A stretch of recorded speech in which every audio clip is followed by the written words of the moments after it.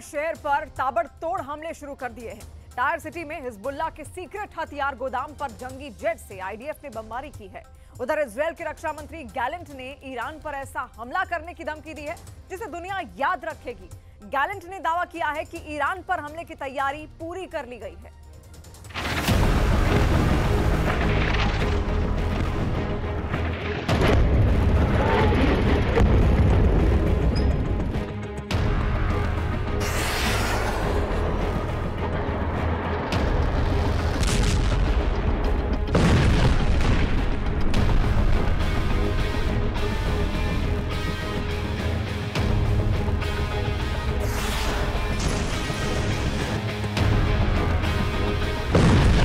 Lebanon का tyre शहर जल रहा है।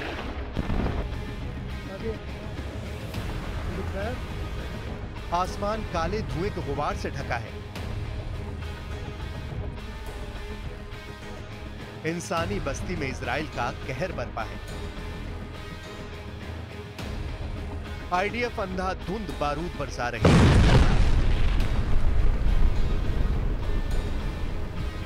लेबनान के टायर में इजराइल ने भीषण बारूदी प्रहार शुरू किया है। जैसे पूरा दक्षिण लेबनान बारूदी तपिश से खाक में मिल रहा है। इजराइल ऐसे भीषण हमले कर रहा है जिसने हिजबुल्लाह लड़ाकों का दम उखाड़ दिया है। इजराइल की मार दो तरफा है। आसमान से जंगी जेट से गोले बरस रहे हैं। जमीन पर आईडीएफ नसरल्लाह आर्मी को दौड़ा दौड़ा कर पीट रही है। अपने इलाके में मार खा रहे हिजबुल्लाह लड़ाकों को जोर का झटका ग्राउंड बैटल में सबसे ज्यादा लग रहा है। आईडीएफ ने हिजबुल्लाह के उन हथियार गोदामों को भी खोज निकाला है जो मस्जिदों और रिहायशी बस्तियों में बनाए गए हैं। दक्षिणी लेबनान में मस्जिद में बने हिजबुल्लाह के हेडक्वार्टर से हथियारों का जखीरा बरामद हुआ है। Iron first armoured brigade Hezbollah के हथियार गोदाम से RPG, sniper rifle, anti tank missile, recoilless राइफलें कब्जे मिली हैं। जमीनी लड़ाई में हिजबुल्लाह फाइटर्स इजराइल के ट्रैप में उलझे हैं। वहीं हाईटेक वॉर में इजराइल हिजबुल्लाह की टॉप लीडरशिप को चुन चुन कर मार रहा है। हिजबुल्लाह की एयर पावर को इजराइल ने करारी चोट पहुंचाई है। इजराइल डिफेंस फोर्सेस ने हिजबुल्लाह के ड्रोन कमांडर कहे जाने वाले टॉप कमांडर को मार गिराया है। מרכיב מפתח בתוך העניין הזה, וכל מי שינסה לפגוע בנו ייפגע, והדבר הזה נכון גם לגבי איראן. ואחרי שנתקוף באיראן, גם במדינת ישראל וגם במקומות אחרים, יבינו מה כולל תהליך ההכנה שלכם, וההיערכות שלכם, והמוכנות שלכם. इजराइल ने उत्तरी लेबनान में एयर स्ट्राइक कर हिजबुल्लाह की ड्रोन यूनिट के चीफ खलील मोहम्मद अमहाज को ढेर कर दिया है। खलील को हिजबुल्लाह की ड्रोन यूनिट 127 का मास्टरमाइंड कहा जाता था। अमहाज हिजबुल्लाह की एरियल यूनिट का एक्सपर्ट था जो कि एक्सप्लोसिव और इंटेलिजेंस इनपुट इकट्ठा करने वाले यूएवी के डेवलपमेंट और उसे लॉन्च करने तक का इंचार्ज था। इजराइल की मचाई तबाही ने लेबनान के कई शहरों को खंडर बना दिया है। बेरूत के जनाह में तो बहुमंजिला इमारतें कब्रिस्तान बन चुकी हैं।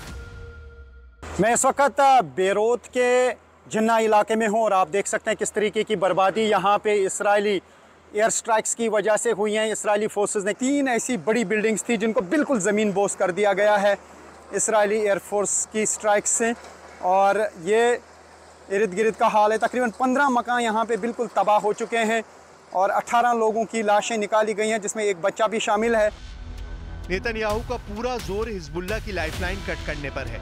वहीं जब से इजराइल ने ग्राउंड ऑपरेशन शुरू किया है, लड़ाका ग्रुप ने रिहायशी बस्तियों में ठौड़ ले रखी है। इसी वजह से आईडीएफ ने उन ठिकानों में सर्च ऑपरेशन चला रखा है जहां Nasrallah army war command centre बनाकर छिपी है। हिजबुल्लाह के इन हिडन कमांड सेंटर्स पर आसमान से आईडीएफ बम बरसा रही है।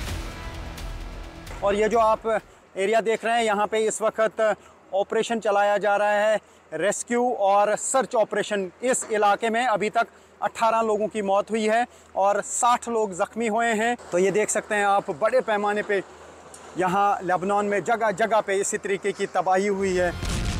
इजराइल की विस्फोटक हमले का दमदार पलटवार हाइफा, अपर गलीली और सेंट्रल गलीली में देखने को मिल रहा है। हिजबुल्लाह की तरफ से यहाँ 2 मिनट में 25 रॉकेट की बौछार की गई। इजराइल में फाइटर ग्रुप ने लॉन्ग रेंज रॉकेट अटैक भी शुरू कर दिए हैं। हिजबुल्लाह की तरफ से रॉकेट हमले में तेजी तब से आई है जब से अमेरिकी स्टेट सेक्रेटरी एंटनी ब्लिंकन ने तेल अवीव का दौरा किया है। तेल अवीव में ब्लिंकन का बारूदी वेलकम हुआ था और विदाई के समय भी धमाके जारी रहे। तेल अवीव से ब्लिंकन रियाद पहुंच गए हैं। वहां से उनके ब्रिटेन जाने की जानकारी है, लेकिन इजराइल में उनके आने और जाने के बीच बेहिसाब बारूद बरसा है।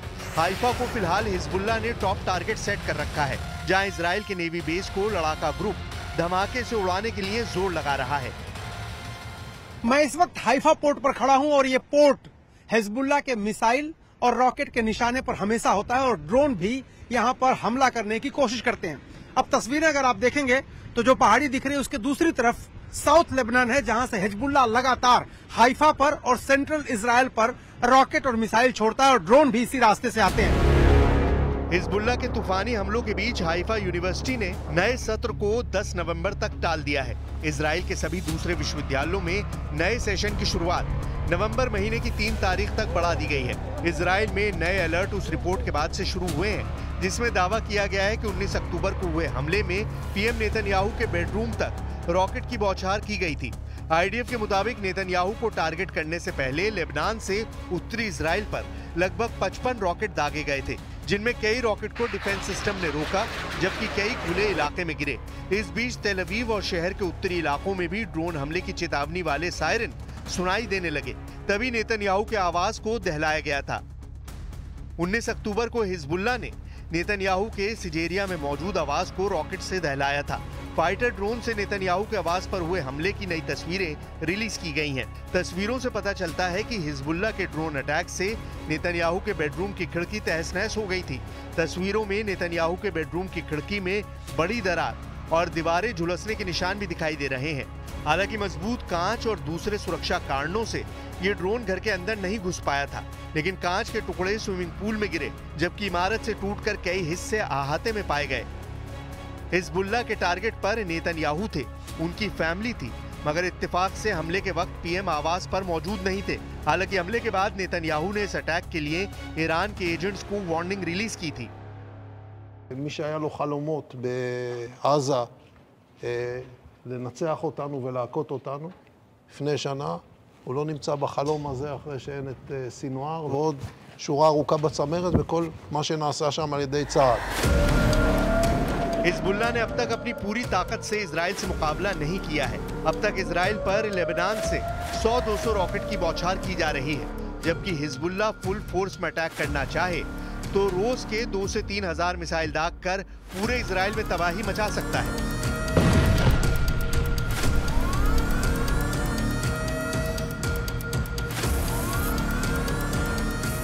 अमेरिका के पूर्व अधिकारियों और ईरानी सूत्रों के मुताबिक ईरान और हिजबुल्लाह एक साथ मिलकर इजराइल पर हमला करने जा रहे हैं। दावा किया जा रहा है कि हमला इतना बड़ा और भीषण होगा कि इजराइल का एयर डिफेंस सिस्टम आयरन डोम हिजबुल्लाह के रॉकेट और ड्रोन हमलों को रोक नहीं पाएगा। वहीं ईरान की तरफ से भी दावा किया जा रहा है कि इजराइल पर डबल अटैक के दौरान इजराइल को अमेरिका से मिला मिसाइल डिफेंस सिस्टम थार्ड भी नाकाम साबित होगा। यानी हमले में इतनी ज्यादा मिसाइलें, ड्रोन और रॉकेट ईरान और हिजबुल्लाह इस्तेमाल करेंगे कि इजराइल और अमेरिका दोनों के एयर डिफेंस सिस्टम डबल हमलों से भस्म हो जाएंगे। इसलिए इसे ईरान हिजबुल्लाह का ऑपरेशन कयामत कहा जाने लगा है। سامانه تاد یک سامانه ضد بالستیک جدید هم نیست، قبلا هم بوده و اینا بیشتر ما در راستای جنگ روانی ارزیابی می‌کنیم. مشکل خاصی نیست. تهدیدهای رژیم صهیونیستی رو شما هیچ کدوم جدید نیست که، کدومش جدیده؟ पूर्व वरिष्ठ अमेरिकी रक्षा अधिकारी डाना स्ट्रोल ने फाइनेंशियल टाइम्स से बात करते हुए कहा है कि अगर ईरान और हिजबुल्लाह ने एक साथ मिलकर इजराइल पर हमला किया तो इजराइल की हवाई सुरक्षा चरमरा सकती है। डाना स्ट्रोल ने दो टूक कहा कि मान लीजिए ईरान का हमला हुआ और इजराइल उसका जवाब देता है, लेकिन तभी हिजबुल्लाह भी इसमें शामिल हो जाता है, तो फिर इजरायली सेना के सामने बहुत बड़ी मुश्किल खड़ी हो जाएगी। इजराइल के एयर डिफेंस सिस्टम लंबे समय तक ईरान और हिजबुल्लाह के जॉइंट अटैक के सामने टिक नहीं पाएंगे। वहीं इजराइल एरोस्पेस इंडस्ट्रीज के सीईओ बोज लेवी का दावा है कि उनकी कुछ यूनिट्स हफ्ते में 7 दिन 24 घंटे इजराइल के एयर डिफेंस सिस्टम से जुड़ी मिसाइलें और कंट्रोल सिस्टम का प्रोडक्शन कर रही हैं। इजराइल एरोस्पेस इंडस्ट्रीज यानी IAI मिसाइल इंटरसेप्टर बनाती है, जिसका इस्तेमाल इजराइल अपने एयर डिफेंस सिस्टम में करता है। इजराइल ने अपनी सुरक्षा के लिए इन एयर डिफेंस सिस्टम की मल्टी लेयर तैनाती कर रखी है। इजराइल का आयरन डोम जो कि शॉर्ट रेंज मिसाइलों को हवा में ही इंटरसेप्ट करता है, जबकि डेविड स्लिंग मीडियम रेंज की मिसाइलें और एरो सिस्टम लॉन्ग रेंज की बैलिस्टिक मिसाइलों को इंटरसेप्ट करने का काम करता है। 7 अक्टूबर 2023 को जब हमास ने इजराइल पर हमला किया था, तब से अब तक गजा और लेबनान की ओर से 25,000 से अधिक मिसाइलें और रॉकेट इजराइल की ओर दागे जा चुके हैं। लेकिन इजराइल अपने सुरक्षा कवच के दम पर हर फ्रंट पर दुश्मनों से मुकाबला कर रहा है। लेकिन हिजबुल्ला, ईरान और हमास के ट्रिपल अटैक को इजराइल अकेले रोक पाएगा ये कहना मुश्किल है। खासकर ईरान ने जब धरती फाड़ मिसाइलों की बौछार शुरू कर दी, तब इजराइल का बचना मुश्किल है।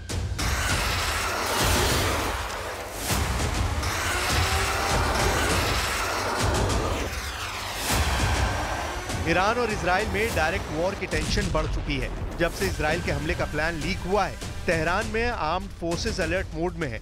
सैटेलाइट तस्वीरों और दूसरी खुफिया जानकारियों के आधार पर तैयार किए गए सीक्रेट डॉक्यूमेंट लीक होने के बाद से अमेरिका भी इजराइल पर खफा है।